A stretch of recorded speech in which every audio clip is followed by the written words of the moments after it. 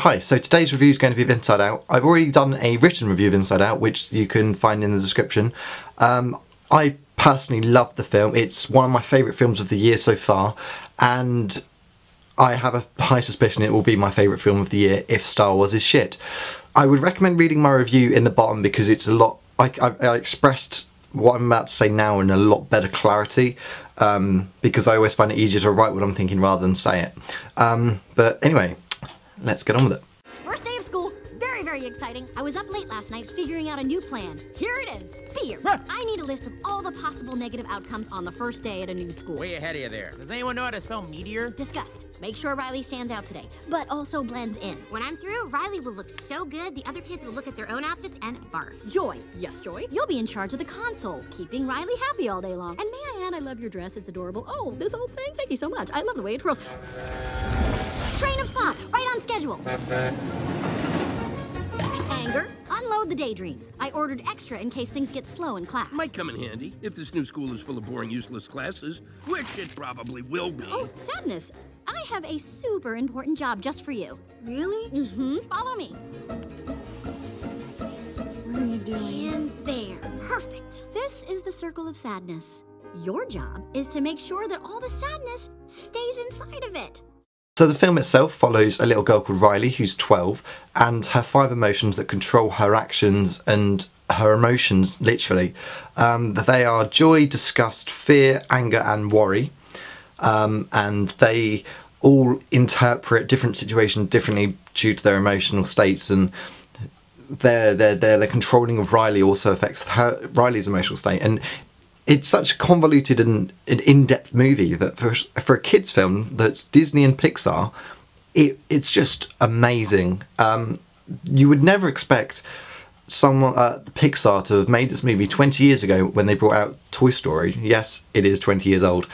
And I think personally Inside Out is just a return to the golden age of cinema making for Pixar, because without going off track too much, Pixar is seen as this amazing company who back in the early 90s and 2000s were making some tremendous movies like Toy Story, A Bug's Life, Monsters Inc., Finding Nemo, Toy Story 2 for instance, and now towards the end of 2010 downwards into say around 2012, they were seen to be making some really bad movies, like they're making Cars, which was okay, but then they ruined it with Cars 2, then they made Brave, which is okay, I enjoyed Brave, but it didn't get that same critical acclaim that, say, Toy Story got.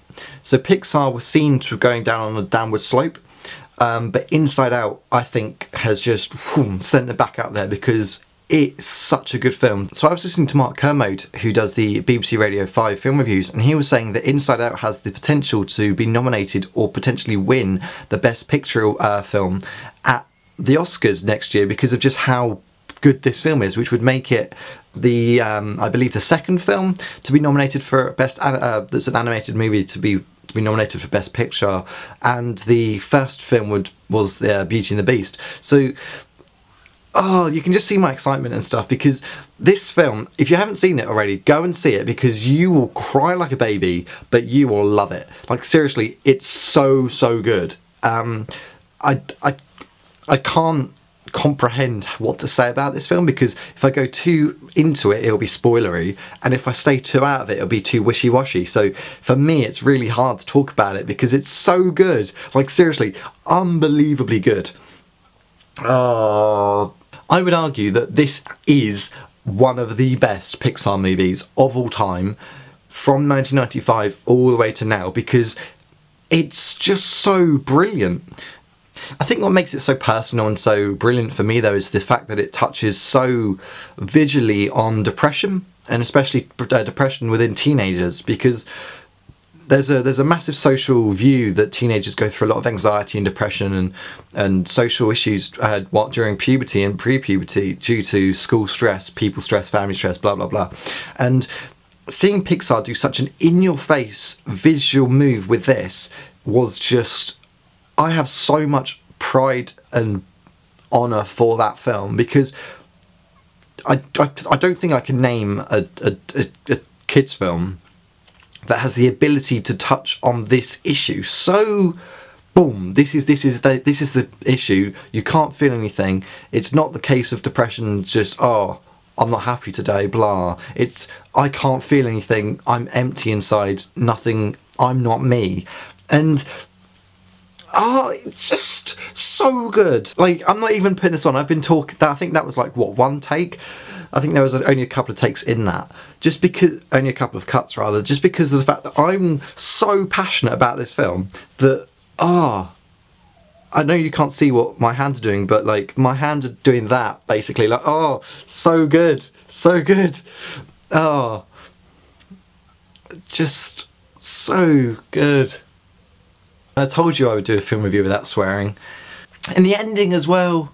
It's like there's a bit at the ending where where everything's come together and they're doing like a little conclusion sort of thing, like they did in Monsters University, and Riley turns into a teenager sort of thing, and she gets a bigger emotion board, and then there's a lot of jokes about puberty and guys falling for girls and swearing, and I don't know, I loved it. And Amy, is it Poehler? I think it's Amy. I say Fowler because it reads Fowler because it does, but it might not be. Amy, who plays Joy in the film, does it so well. Like, I've watched her a few times in Parks and Recreations, and she is the embodiment of joy. So seeing her go into the animational world and play essentially herself is just, or rather a character that she's really familiar with, it just works. Like, everyone in that film is happy to, you know, have fun. Overall, I don't know how long I've been talking for, so I'm going to try and wrap this up nice and quick. Inside Out is such a fantastic movie, and it would be a shame for you not to go and see it. Seriously, it's unbelievably good. Go and see it numerous times if you have to, because I highly recommend it. It's my favourite film of the year, and I will be happy to admit that. It's just so raw and pure and emotional, and in the literal sense, and I'd like to see how Pixar take their new film, A Good Dinosaur, or The Good Dinosaur rather, coming out next year, because after Inside Out it was just superb. I can't find a fault with it apart from one minor plot hole, but other than that it was great. And if you saw it, let me know what you thought. If you haven't seen it, go and see it, then let me know what you think. And I will see you next time with my next review. And before I go, I thought I'd mention I'm actually at Summoner City this year for the second time, so if you happen to see me, I'll be there on both days. Come and say hi, we'll have a chat about films, and you can tell me what films you recommend, I'll tell you some that I recommend, and yeah, we can have a nice little chat and stuff. And if you're not at Summoner City, doesn't matter. And I will see you next time. Yeah, see you later.